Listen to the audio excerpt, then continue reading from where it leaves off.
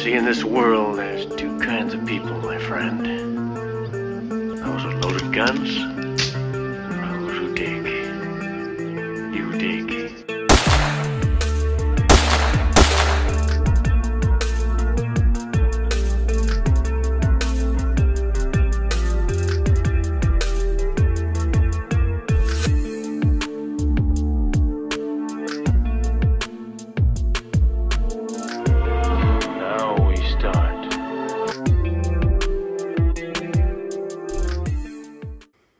Bonjour à tous, après une période de repos, je vous propose de refaire un point hebdo. Nous sommes aujourd'hui le 2 juin et notamment je vous propose de faire un point de situation sur une des transactions que je vous avais présentées fin avril sur l'indice S&P 500, donc là le ticker étant SPX. Voir un peu où on en est et voir ce que je pense de ce trade qui est évidemment toujours en cours. Nous allons voir de quoi il s'agit.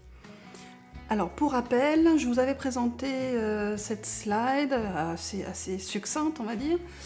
Je vous avais expliqué que je m'étais inspirée, évidemment c'est pas du tout ce que fait Warren Buffett, mais l'inspiration est venue de là, notamment parce qu'il expliquait qu'il vendait des puts sur très long terme, là plutôt 15-20 ans, et sur 4 indices principaux, dont le S&P 500, et en mettant très très bas le strike, par le simple fait que les indices ne tomberont jamais à zéro.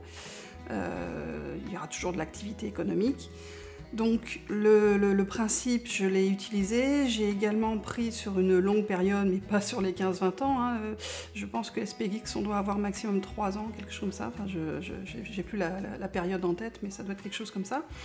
Donc là, j'avais fait quasiment, un peu moins d'un an, 9 mois, 266 jours, et j'avais placé le strike très très bas, donc à 2000, et on voyait que c'était quasiment revenir à des niveaux de fin 2016, début 2017. Et pour placer ce trade, mon broker m'avait demandé de l'ordre de 5000 $ ou 4600 € de marge. Voilà. Alors évidemment c'est une marge initiale, la marge évolue en fonction de plein de choses, mais il faut évidemment toujours avoir en tête quelle est la demande de marge nécessaire pour mettre un trade en place, notamment lorsque vous êtes vendeur, puisque lorsque vous êtes vendeur, vous recevez une prime, et la difficulté est de savoir dans quelle position donc vous êtes exposé à la variation du marché lorsque vous êtes vendeur. C'est pour ça qu'on dit souvent que être vendeur d'options, c'est la stratégie la plus risquée, parce que vous êtes exposé au marché. Et donc ce qui est intéressant, c'est de savoir, ce qui est fondamental, est de savoir quel est le risque que je prends et jusqu'à quel risque je suis prêt, quel est le risque que je suis prêt, le maximum que je suis prêt à prendre. Donc dans ce schéma-là, là je vous montre en fait où on en est maintenant. Alors évidemment, vu que la durée est très très longue, on ne voit pas forcément énormément de différence, mais justement c'était un peu mon idée, c'est de vous montrer que de toute façon, quand bien même là ces derniers jours, alors notamment autour du 11 mai je crois, et d'ailleurs je vais vous en parler, on le ressent quand même sur ce trade, l'impact de la baisse des marchés autour du 11 mai. Donc sur le graphique, on peut voir donc la baisse qu'il y a eu donc autour du 11 mai. Aujourd'hui, donc on est revenu à peu près au niveau du trade initial. Bon, comment dire, il paraît possible, voire même probable, qu'il y ait quelques turbulences d'ici quelques jours ou pas. Enfin voilà, il y a toujours le risque de l'inflation qui pèse et divers autres risques. Donc on n'est évidemment pas dans des périodes simples en termes de prévision sur les cours. Néanmoins, vous voyez que justement la baisse qu'on a constatée, qui a donc fait pas mal réagir les marchés, finalement est revenu au niveau initial. Donc, ce que je voulais vous montrer, donc déjà, cette évolution-là, c'est-à-dire, bon, en gros, il ne s'est pas passé grand-chose. Vous montrer également le risque que je considère comme étant réel. Pourquoi j'appelle ça le risque réel? Parce que bon, lorsqu'on a une vente de put, et d'ailleurs j'encourage pour d'autres sujets à prendre ce point de vue-là, mais lorsqu'on est vraiment très hors de la monnaie, je considère qu'il ne faut pas forcément prendre la valeur du strike et multiplier par 100 et dire voilà c'est le risque maximum que je prends. Alors surtout là on est sur des options européennes qui ne vous forcent pas à acheter, en l'occurrence si vous atteignez le strike. Mais par contre il y aura un settlement, donc un débouclement en cash.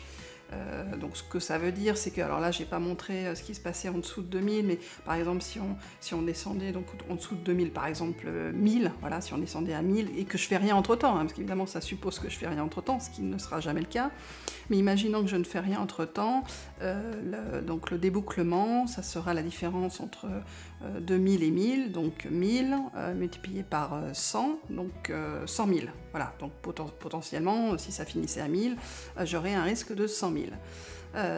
Donc on voit bien que dans cette hypothèse, il faudrait déjà que ça atteigne 1000 ou 2000, enfin bref, que ça aille vraiment très bas. Donc ce que j'ai voulu ici vous montrer, c'est vous rappeler, voilà, donc pour ce deal réalisé au 29 avril, j'ai reçu 1000 $. Donc voilà, le maximum, le risque maximum qui est exprimé dans l'outil et qui est totalement pertinent, mais après moi ce que je dis c'est que voilà, quand on est très hors de la monnaie, tout est relatif quand même. Pour moi le risque réel c'est plutôt ce qu'on voit dans cette matrice, mais on va en parler juste après. Donc voilà, par défaut le risque est de l'ordre de 200 000 dans le cas où l'indice S&P 500 tomberait à 0. Ou par exemple, je vous ai dit, s'il tombe à 1000, le risque serait de 100 000. Et un bénéfice maximum de 1000 $, hein, qui est la prime que j'ai reçue, et donc qui va être réalisée dans la mesure où, soit à l'expiration, soit même avant, hein, vous voyez qu'il y a plein de cas où les 1000 seront atteints avant l'expiration. Mais voilà, si le cours de l'indice finit au-dessus des 2000 au plus tard, au moment de l'expiration, j'aurai les 1000 $ en poche, entre guillemets. Alors voilà, ce que je voulais quand même vous montrer, pour moi c'est fondamental d'avoir toujours, et donc d'utiliser au maximum l'outil Option Profit Calculator, surtout parce qu'il est gratuit, donc accessible à tous. Après, vous avez plein d'autres outils qui sont pour le coup payants et qui font beaucoup plus que ça, hein, c'est certain. Mais celui-là, je trouve du fait qu'il soit gratuit, il donne déjà beaucoup d'informations. Et donc pour moi, je mesure le risque que je prends à chaque fois sur la base de cet outil, et chaque jour, là, en fait, le risque que je prends est différent. Voilà. Pourquoi? Parce que aujourd'hui on est revenu donc à 4200. Aujourd'hui je suis plutôt positive, hein, je suis plutôt de l'ordre d'une centaine de dollars de bénéfices. Et donc ce que dit l'outil, c'est qu'en gros, par exemple, si j'estimais que je ne voudrais pas risquer plus que 5000 $, eh ben, au jour d'aujourd'hui, il ne faudrait pas qu'en 2 jours, ça descende jusqu'à 3000, voilà. Et par exemple, si c'était 5000, vous voyez que chaque semaine passant, je peux savoir jusqu'à quel niveau je suis prêt, en ayant accepté le risque de 5000 $, jusqu'à quel niveau je suis prêt à descendre pour accepter ce risque. Sachant que même si, voilà, bon, prenons un cas peut-être plus possible, début juillet on tombe à 2800, l'indice tombe à 2800, donc là je risque 5900, donc bon évidemment ça serait entre les deux, mais prenons cet exemple là, donc à 5000, là je serais en perte de ces 6000 $, ce qui me ferait effectivement clôturer, hein. Donc on est d'accord, mais tous les cas au-dessus feraient que je n'aurais pas clôturé. et notamment parce que j'aurais encore l'espoir que soit ça reste à ce niveau-là, soit ça remonte, et notamment d'ici l'expiration, vous voyez qu'à ce niveau-là, je suis toujours gagnante, et d'ailleurs, donc j'ai tracé ce trait-là pour dire à partir de quand, si on descend donc par exemple à 2900, il faudrait que j'attende jusqu'à mi-octobre pour être à nouveau positif. Donc voilà, ça c'est ma manière de voir, elle est effectivement peut-être un peu technique, mais c'est pour ça que j'utilise quand même pas mal ce type d'outil pour avoir toujours en tête le risque que je prends. Mais donc encore une fois sur l'exemple, gardez bien en tête que je prends, vous voyez, notamment je vous ai entouré probabilité de profit 100%. Pourquoi ? Parce que la probabilité pour que vraiment ça tombe à 2000, elle est improbable.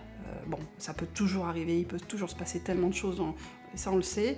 Donc c'est pour ça que je me mets moi des niveaux max sur lesquels j'admets le risque. Et donc, qu'est-ce que je ferais dans ce cas-là ?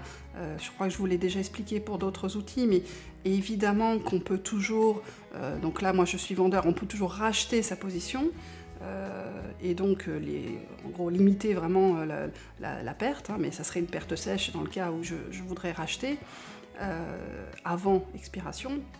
Mais vous pouvez toujours agir avant expiration et définir quel est le risque maximum que vous êtes prêt à prendre. Voilà.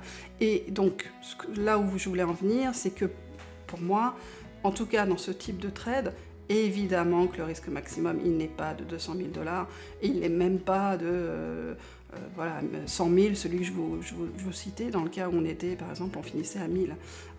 Donc, dans tous les cas, mettez un seuil bien avant, évidemment. Alors, normalement, en termes de marge, puisque j'en avais parlé juste avant, le cas classique du broker, c'est de prendre... alors, il faut savoir calculer la marge, hein, mais bon, je vous fais la version simple. La version simple, donc là, on avait dit qu'il m'avait à peu près demandé 5 000 $ de marge. Hein, j'ai mis en euros, mais enfin, ça devait être de l'ordre de 5 000 $ de marge. Et ensuite, il faut rajouter la variation de l'option. Donc, bon, potentiellement, ça peut être un peu plus aussi, mais par exemple, là, si j'acceptais un risque de 5000, donc de baisse de 5000 de mon trade, donc il y a les 5000 de départ de marge, et il faudrait rajouter ces 5000 de variation de la valeur de l'option. Voilà, et ce que je voulais également vous montrer, donc la chaîne d'options, actuelle. Donc là, vous voyez, j'ai pris la chaîne d'options pour le 20 janvier, Strike 2000, donc c'est celui qui nous intéresse. Et vous voyez, donc ce que je vous disais, l'option est à peu près, donc au pire à 9, entre guillemets, si je devais la racheter. Donc je suis aujourd'hui, l'ayant vendue à 10, si je la rachète à 9, voilà, je suis en bénéfice à peu près de 100. Bon, la cotation généralement est un peu au milieu, mais voilà. Donc là, je suis à 100, et donc on voit l'effet du temps sur donc c'est là aussi que c'est intéressant. Lorsque vous êtes vendeur d'options, vous, en gros, le temps joue pour vous. Donc plus le temps passe, plus vous avez de chances de finir positif sur votre trade. Alors, peut-être juste faire quand même un commentaire sur le fait d'avoir vendu long, entre guillemets, donc dans longtemps.